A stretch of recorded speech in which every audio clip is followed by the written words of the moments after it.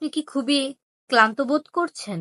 ডাল skin, mood off, craving for sugar, এই সব কিছুই হতে পারে আপনার ডিহাইড্রেশনের কারণ। কি করে বুঝবেন আপনি ডিহাইড্রেটেড কিনা? চেক করে নিন এই 4টি টেস্টের মাধ্যমে। Test 1, skin pinch test.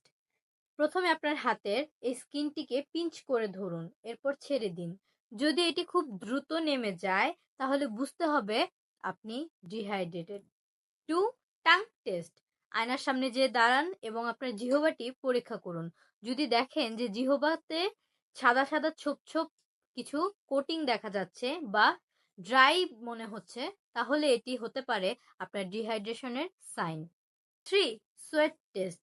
এই গরমে যদি আপনি খুবই কম ঘামেন তাহলে এটিও একটি কারণ হতে পারে আপনার ডিহাইড্রেশনের।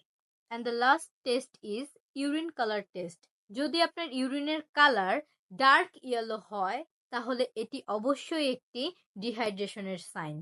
If you see this signs then drink at least 8 to 10 glasses of water daily. Thank you.